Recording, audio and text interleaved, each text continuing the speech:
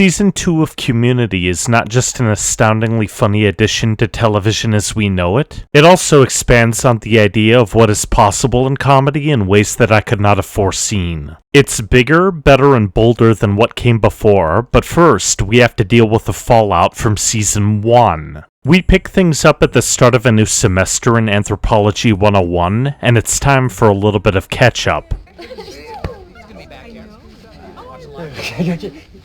Oh, that's gonna have consequences, isn't it? Britta apologizes to Jeff, but she suddenly becomes popular and, oh, Annie and Jeff agreed that their kiss was a mistake? Something tells me that one of those two lied.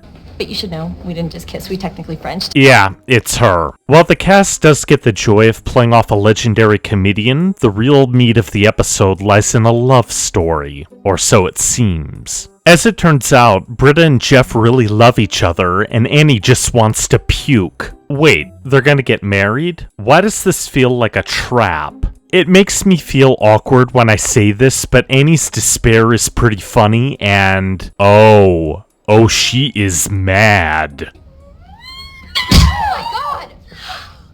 You slept with her and then kissed me?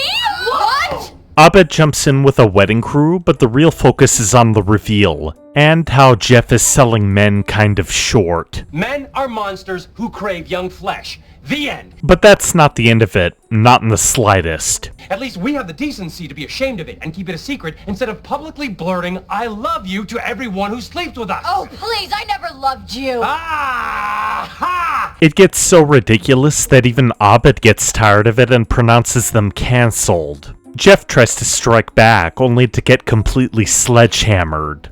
I can tell life from TV, Jeff. TV makes sense. It has structure, logic, rules, and likable leading men. In life, we have this. We have you.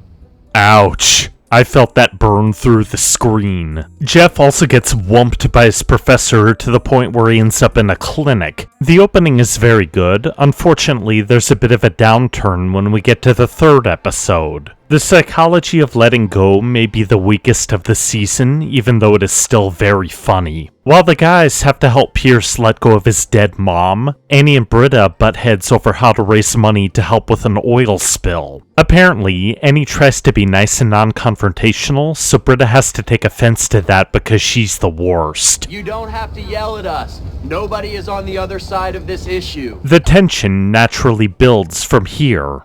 Oh, I don't know anything. I need boys. Yeah, you kinda do. I obviously don't need guys for anything. That's why I wear stripper boots during the day and eat only celery and mustard for lunch. This segment should have a compelling point because female activists do tend to alienate people, but they don't really stick with it. When the girls fight again, they wind up raising a ton of money through accidental oil wrestling, so the apparent message is that guys are gross. To be fair though, the show does flip it around on the girls every so often, so let's just move on. On the plus side, the next few episodes are pretty good. Basic rocket science and messianic myths and ancient peoples deal in the art of the homage to the right stuff and douchebaggy auteurs. If nothing else, this show does a very good job of using other tropes to enhance its own story instead of just repeating what we've already seen. With that in mind, one of the best episodes of the entire series is the immediate follow-up, Epidemiology. Only this show could take the idea of the zombie apocalypse, play it up to the music of ABBA, and make it work. All of the tropes and cliches are in play here, from the secret infected, I was bit 10 minutes ago and I'm... to the stupid mistakes, Close make the man, Troy. What the? Hey! to the splitting of the survivors, but I want to focus on one aspect in particular. Yvette Nicole Brown felt that it was out of character for Shirley to have a thing with Chang, but I completely disagree. To keep it short and sweet, Shirley is the kind of woman who says, "Oh, I'm saved by grace, but that harlot isn't." Thank the Lord you're getting married. I was so worried about your souls ever since you had premarital sex on the table. Oh. In a twist on the usual for the genre, the group is whittled down to Troy, who has to save everyone by lowering the thermostat. Of course, it doesn't go to plan. Thankfully, he manages to get to the controls before he falls, and the day is saved. Oh, by the way, this insanity is completely canon. The next 6 episodes are one W after another, but it's best to focus on cooperative calligraphy. If this episode isn't the best in the entire series, it's certainly in the top 3. Why? Somehow, against all odds, Megan Gans managed to write a compelling episode entirely out of an argument over a pen. And best of all, eagle-eyed viewers can see who actually stole it. Of course, the craziness is the true star of the show, and...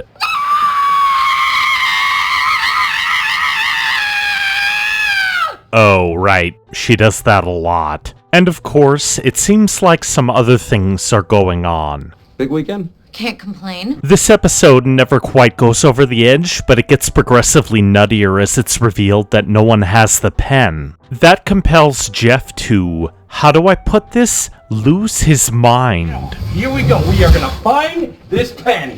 We are gonna find that pen! Annie is in over her head, isn't she? It's a pen! You could cut the resulting tension with a knife, but it...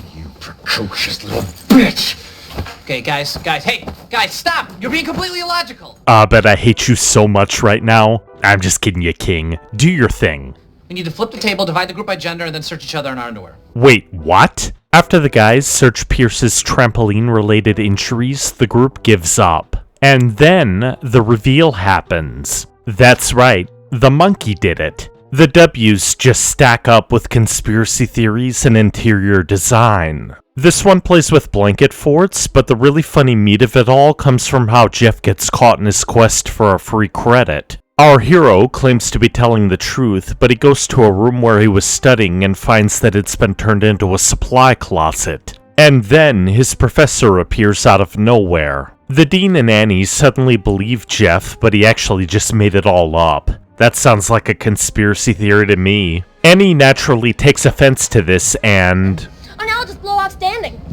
I completely forgot what we were talking about. Oh, right. Professor Professorson is actually Professor Garrity, and the Dean is involved in a convoluted way. Therefore, a lesson has to be taught. I'm not. Annie! Annie! Oh my god, you shot him! Of course I shot him.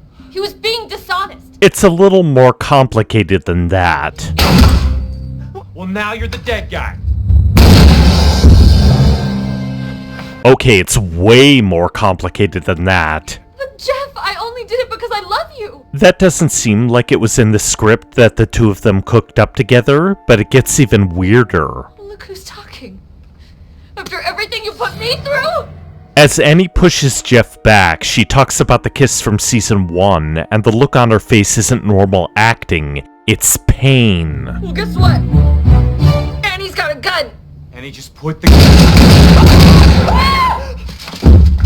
The Dean admits that he just does stuff to do stuff, and... Glad to hear you admit it. As it turns out, it's all fake. Or is it?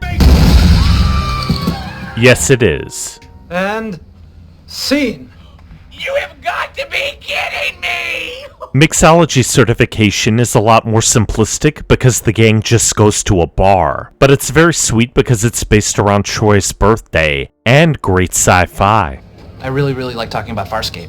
Based Abed. Abed's Uncontrollable Christmas is a lot more concerning, but it's still compelling because it's about the meaning of the holidays. As the title suggests, Abed has a mental breakdown where he starts to see everything in stop-motion animation. His friends and Professor Duncan try to help him go on a Winter Wonderland adventure, but it turns out that the real answer was Season 1 of Lost. Nah, it's actually something that we have to decide for ourselves, which is very true to life. The next few episodes are much closer to the grounded tone of Season 1, although the only one with any real fallout is Asian population studies. In that one, the aftermath of the zombie outbreak completely blows up when Shirley reveals that she's pregnant, and Pierce points out that the baby might be Chang's. We won't get an answer until later though, and Pierce's anger is boiling. With that said, there's a very weird episode in the middle of all of this that deserves attention. Intro to Political Science. This one is very, very strange because Jeff and Annie butt heads over the school student government, but see if any of this rings a bell. A smart woman has to go up against a charismatic guy who is well versed in the art of nonsense. My name is Jeff. I'm no politician. I'm just a fella. There's just one problem. Annie thinks that she's entitled to it, and then an embarrassing tape gets leaked. If Jeff had actually won in the face of that, it would have transformed this episode into a comedy prophecy. Then again, South Park did win the election, so they weren't that far off. Oh, and there's one other thing. I just had a dream that I was a regular president. I guess dreams do come true, eh, Joe? The next few episodes are as strange as one might expect, but the best of the bunch is the one that's most out of date. Paradigms of Human Memory plays with the format of the clip show. If you don't know what that is, it's a pre-streaming artifact where people could catch up or relive certain moments. The nice thing about this one, though, is that every single flashback is something new, even though some of them are based around previous episodes. For instance, Abed deduces that Jeff and Britta are secretly hooking up, but he gets that from certain moments that we haven't seen before instead of blatantly obvious hints. What does she mean usually? It's pretty interesting, if I dare say so. One episode later, Shirley gives birth to a preemie baby who somehow is not, and he's not Chang's. On to the two-part paintball finale. A fistful of paintballs, and for a few paintballs more, maybe a little add-on plot, but they more than make up for that with some interesting character development and a betrayal or two. Speaking of which, Pierce gets some of the spotlight after the group learns that he loaded Jeff's gun with blanks. They're quite angry because he's been really jerky all season, so it forces a showdown that is interrupted by the Black Rider. It makes sense in context. I didn't really expect that Pierce would get a moment of awesome in part 1, but there is a hint that something else is going on. I was paid to be here and win the game so my boss could keep his prize money. Sure enough, some not stormtroopers show up, and they're being led by the extremely fruity dean of City College. Meanwhile, the Not Rebellion has to figure out how to turn back the incursion. They devise a plan that is very high octane even when you take the setbacks into account. Well, I'm out. We lost. Although the distraction becomes a mess, the stormtroopers in Greendale are whittled down to virtually nothing. It seems like everything is lost for a moment, but there's a bit of a surprise. With the help of a disguise, Pierce is the one who actually gets the W here, and he donates the money to Greendale. Not bad, old guy. Not bad at all. It's too bad that Chevy couldn't see the good side of the show, among other things. That's Community Season 2 in a nutshell. Although it has its hiccups, it really shows how a sitcom can innovate its way out of doing the same old thing. I know that some people might say, well, isn't that how it's supposed to be in a second season? Yes, but a lot of shows can't even manage that and just fall into a pit. The fact that this didn't is a testament to the talent of all involved. Thank you so much for watching. There's more where that came from, so be sure to like, subscribe, and comment down below. Sharing is caring as well, and I want to thank you for all of those. If you'd like to support the channel more directly, you can check out the links in the description. And just remember... Well, maybe friendship is about going through a lot of stuff, Jeff. And maybe BNL has 2 Billboard Awards to your 0. I'll see you next time.